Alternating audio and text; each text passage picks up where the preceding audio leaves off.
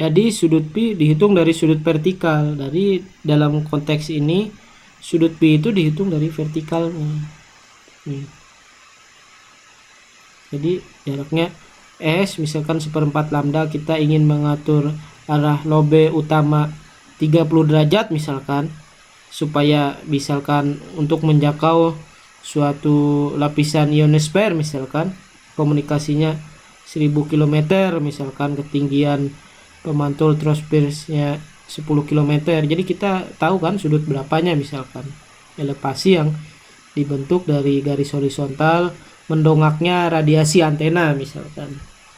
Nah, di situ kalau kita misalkan tahu 30 derajat berarti pi-nya berapa? Pi-nya 60. Misalkan di komplement 90 terhadap apa ya. Jadi kalau kita lihat aplikasi misalkan di Bandung antena, arahnya pantulan ionosfer supaya jatuhnya di Jayapura. Misalnya dari Bandung ke Jayapura, kita tahu lapisan troposfer di atas Makassar katakanlah ketinggiannya 200 km. Maka kita bisa menentukan sudutnya, sudut elevasi berapa, mendongak antena parabol kemana, ke arah atas misalkan 30 derajat. Nah, supaya dipantulkan di Makassar ketinggian 200 meter, jatuh di Papua atau Jayapura misalkan. Jadi kita tahunya alfa 30 derajat, maka kita tahu sudut pi-nya 60. Berarti cos pi-nya berapa? Cos 60 kan? Cos 60 berarti setengah akar 3 kan. Nah, setengah akar 3 kali SR harus menghasilkan maksimumnya pi per 2. Jadi cos pi per 2 nya setengah akar 2 cos 60 kalikan SR dikalikan dengan S dibagi lambda harus menghasilkan sudut pi per 2 supaya gainnya maksimum. Gain maksimum itu dimana sumbu utama dari main loop yang dihasilkan.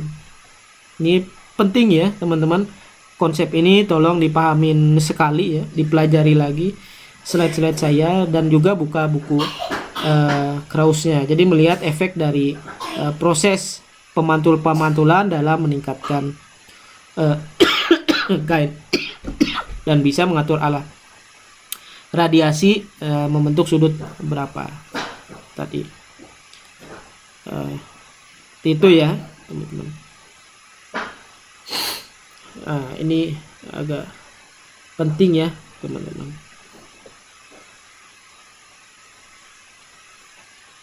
Oke. Kalau gainnya maksimum pada sudut pi tertentu kan ya.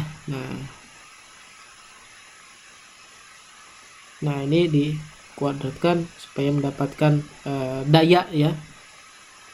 Kalau mengubah ke dBA ya tinggal kita hitung, kita tambahkan 2,4 ya. Ini relatif kepada dipol ya, gain ini, gain medan atau kuadrat gain medan ini dihitungnya kepada dipol. Nah, kalau isotropis ya ditambahkan lagi 2,14 ya. Ini gambarannya seperti ini ya untuk membuat gain medan. Jarak S terhadap lambda 0,1 lambda, 0,2 lambda, 0,3 lambda dan seterusnya. Ketika S-nya setengah lambda, gainnya hilang nih. 0, mendekati 0 kan? Nih. Kenapa? Karena ketika kita SR-nya 2 pi per lambda, setengah lambda berarti nah ini 2 pi bagi lambda kali setengah lambda menghasilkan berapa lambda dikalikan dengan cos pi akan menghasilkan gain yang 0. Artinya dia tidak memancarkan ke arah itu ketika jaraknya setengah lambda misalkan jaraknya 0,1, 0,2 sampai 0,3 dia tidak akan 0. Masih punya nilai gain ya di atas 1. Ini kan maksimumnya 2 ya, 2,25 lah misalkan.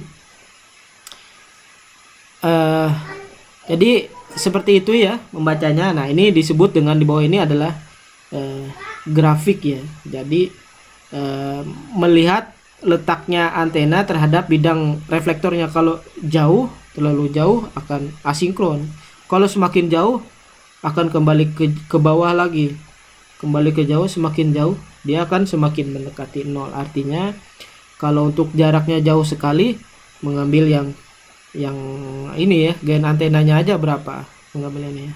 Jadi kalau antena dekat ke reflektor, artinya kurang dari setengah lambda atau 0,2, 0,3, 0,4 masih ada nilai gainnya dari efek pantulan dari reflektornya tadi. Jadi kira-kira seperti itu ya teman-teman. Jadi ini grafiknya. Jadi di bawah ini adalah grafik gain yang dicapai oleh antena dipol setengah lambda yang ditempatkan sejarak S/2 di depan reflektor bidang datarnya. Nah, jadi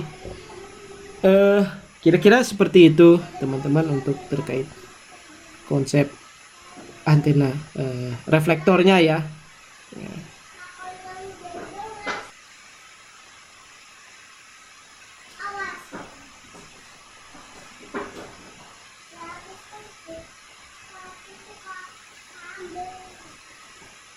Jadi ini gambaran antena reflektor tadi ya teman-teman.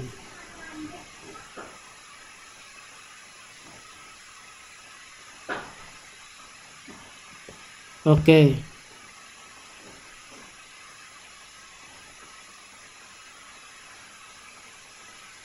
Ini sebenarnya lebih tajam ya, dia semakin dekat jaraknya semakin tajam ya teman-teman. Nah, jarak S-nya dipengaruhi dari ini tadi. Nah, jadi ini gambaran reflektor datar ya, jangan salah, reflektor datar. Nah, ini sangat penting ya, ini pengaruh reflektor. Kalau kita posisi antena dekatkan, nah tadi ya secara umum ya, jaraknya kurang dari setengah lambda yang gambaran pertama maka itu harus hati-hati, pengaruh reflektor cukup signifikan dan kita bisa mengatur beberapa hal, diantaranya bisa mendapatkan gain lebih tinggi dari gain yang ada. Kemudian kalau ditempatkan secara benar sesuai fungsinya, kemudian arah radiasi tersebut juga bisa diatur, dibendungkan ke atas atau ke arah bawah tergantung sesuai kegunaannya. Jadi dari mana datangnya? Nah, jadi efeknya memantulkan ya. Reflektor itu memantulkan gelombang yang datang pada reflektor. Jadi incident wave dipantulkan menjadi reflected wave. Itu karena antena juga meradiasikan gelombang.